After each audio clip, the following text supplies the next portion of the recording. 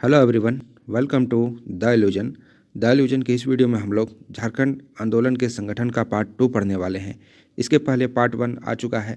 यदि आप उस वीडियो को नहीं देखे हैं तो आप हमारे प्लेलिस्ट में जाएं, वहां पर वह वीडियो आप देख पाएंगे। आगे बढ़ने से पहले चैनल को सब्सक्राइब कर लें, दोस्तों के साथ शेयर करें, वीडियो पसंद आता है लाइक करें। इसका PDF आप डाउनलोड करना चाहते हैं तो आप हमारे प्लेलिस्ट में जाकर भी इसको डाउनलोड कर सकते हैं, अन्यथा आप हमारे टेलीग्राम ग्रुप, व्हाट्सएप ग्रुप और फेसबुक पेज से जाकर इसको डाउनलोड कर लें, जिसका लिंक डिस्क्रिप्शन में दिया हुआ है।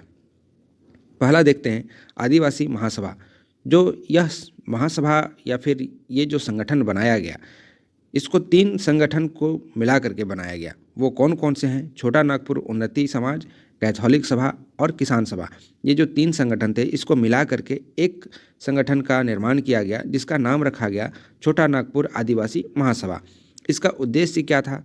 छोटा नागपुर और संथाल परगना को मिला करके एक अलग राज्य बनाने का। जैसे कि झारखंड आंदोलन में जितनी सभाएं बनी, जितनी संगठन हुई या जितने संघ हुए, तो सबका मोटिव एक ही था कि झारखंड को अलग राज्य बनाना है।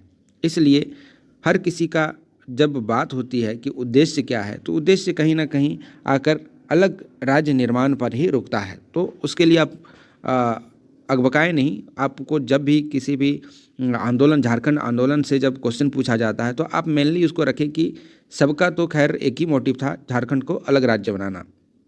तो आदिवासी महासभा जो है, इसका उद्देश्य था छोटा नागपुर और संथाल परगना को मिला करके एक अलग राज्य बनाने का। आदिवासी महासभा के अध्यक्ष भी हुए, उनका नाम था थियोडोर सुरीन, और सचिव भी हुए, जिसका नाम था पाल दयाल। बिहार सरकार के मंत्रिमंडल में आदिवासियों का स्थान नहीं था। जैसे कि पहले झारखंड का जो वर्तमान झारखंड जो है, यह बिहार का क्षेत्र में पाया जाता था और बिहार का ही क्षेत्र था। तो उस समय बिहार सरकार में मंत्रिमंडल में आदिवासियों का स्थान नहीं था।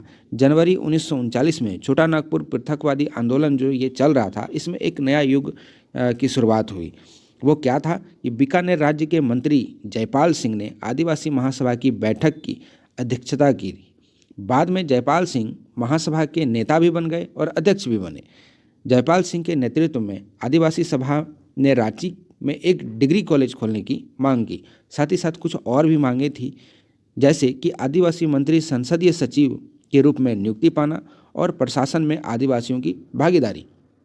इसके अलावे भी बहुत सारी मांगे थी, लेकिन आपको मेनली 3 याद रखने हैं। वो है रांची में एक डिग्री कॉलेज को खोलना, दूसरा कि आदिवासी मंत्री संसदीय सचिव के रूप में नियुक्ति पाना, और प्रशासन में आदिवासियों की भागीदारी। अब देखते हैं झारखंड पार्टी के बारे में। तो आदिवासी महासभा के आदिवासी महासभा के 1950 में जमशेदपुर अधिवेशन में फैसला लिया गया कि गैर आदिवासी भी इसमें सदस्यता ग्रहण कर सकता है। इसमें जैसे कि आदिवासी को इसमें जगह दिया गया था, सिर्फ आदिवासी ही इसमें सदस्यता ले सकता है। लेकिन अब कहानी बदल गई है। अब 1950 में जब जमशेदपुर अधिवेशन हुआ, तो उसमें फैसला लिया गया कि गैर आदिवासी भी इसमें आ सकता है। तो जब गैर आदिवासी आया, तो नाम तो था आदिवासी सभा, तो उसको थोड़ा सा अनकंफर्टेबल लग रहा था कि भाई आदिवासी सभा है और इसमें हम लोग भी हैं, तो थोड़ा कुछ जमा नहीं। तो वो लोग संतुष्ट नहीं हुए। तो उनकी संतुष्टि के लिए आदिवासी महासभा का नाम बदल करके झारखंड पार्टी रख दिया गया। ये क्वेश्चन बार बार पूछा जाता है कि झारखंड पार्टी का जो नाम है वो किससे बदला गया था, उनका पहला नाम क्या था? तो आपको याद रखना है आदिवासी महासभा। और किस अधिवेशन में बदला गया? तो 1950 में जमशेदपुर अधिवेशन में इसको बदला गया। उसी के बाद 1950 के बाद इसको बदला गया था। तो जब यह बदला और जब झारखंड पार्टी का जब स्थापना हुआ या फिर फॉर्मेशन हुआ, तो पहली बार 1952 में चुनाव में 33 सीटें जीतकर झारखंड पार्टी बिहार विधानसभा के प्रमुख विरोधी दल के रूप में सामने आ गया। 1953 में पहली बार आयोग के समक्ष झारखंड राज्य की मांग को लेकर प्रभावशाली प्रदर्शन किया गया और कहा गया कि झारखंड को एक अलग राज्य बना ही दिया जाए। तो इसका जो है आयोग के सामने जब इस प्रस्ताव को रखा गया, तो उन्होंने इसकी अनुशंसा नहीं की, इसको ठुकरा दिया। तो यह जो आयोग था, यह कौन था? पुनर्गठन आयोग, और जिसके हेड थे उस समय फजल अली। तो आपको ये याद रखना है। कब? 1953 में। तो ये साल भी, ईयर भी आपको याद रखना है, और आयोग का नाम भी याद रखना है। उस समय हेड कौन थे? तो फजल अली इनके हेड थे। जब राज्य पुनर्गठन आयोग द्वारा झारखंड की मांग को अस्वीकार किया गया और झारखंड क्षेत्र का 2407 वर्ग भूभाग पश्चिम बंगाल को दे दिया गया, तो इस कारण से जो पृथकवादी आंदोलन था वो अधिक तीव्रता पकड़ लिया। और जब ये अधिक तीव्र हो गए 1952 के चुनाव के बाद लगातार इन्होंने 2 चुनाव में जो है वो पूर्व में कम सीटों को हासिल किया। तो वो 2 चुनाव कौन थे? एक तो 1952 में हुआ, दूसरा 57 में और 62 में हुआ। तो ये जो 2 चुनाव है 57 और 62 में, इसमें कम कम सीटें लाई। तो कम कम सीट कितने मिली? तो 57 में 3 सीटें कम मिली और 62 में जो है वो टोटल 19 सीटें इसमें कम मिल गई। आप देख सकते हैं कि पहले 33 सीटें थी, अब 3 सीटें कम हो गई, फिर अचानक से 19 सीटें कम हो गई। तो कहीं ना कहीं ये विरोधी दल को थोड़ा सा थ्रेट पहुंचा कि अब जो झारखंड पार्टी जो विरोधी दल में आ गया था बिहार में, उसको उसकी सीटें कम हो गई, तो उनका जो है वो दबदबा नहीं रहा। जब ऐसा हुआ, पराजय उनको जब हासिल हुआ, कहने का मतलब जब वह हार गए, तो जयपाल सिंह और उसके जो साथी हैं इस राज्य की लड़ाई में इस संगठन के अंदर ही रहकर लड़ना चालू किया। इस प्रकार से 1963 में झारखंड पार्टी का विलय हो जाता है कांग्रेस से। अब आते हैं बिरसा मुंडा सेवा दल। इसकी स्थापना 1967 में ललित कुजूर ने की थी। तो बिरसा मुंडा सेवा दल की स्थापना किसने की? तो ये नाम आपको याद रखना है, जो है ललित कुजूर। ये आपको याद रखना है कि इसकी स्थापना ललित कुजूर ने की थी। और यह जो दल है यह उग्र विचारों वाला संगठन था। बिरसा सेवा दल की मांग थी अलग छोटा नागपुर राज्य की।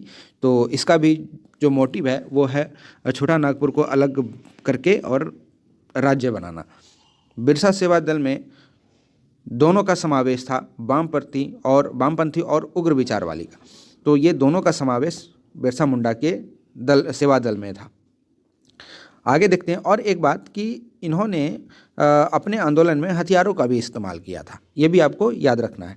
अब देखते हैं झारखंड मुक्ति मोर्चा, जिसका भाई सरकार है अभी झारखंड में वर्तमान में, जिसके जो अभी हमारे झारखंड में मुख्यमंत्री जो हैं श्री हेमंत सोरेन जी, उनका यह पार्टी झारखंड मुक्ति मोर्चा।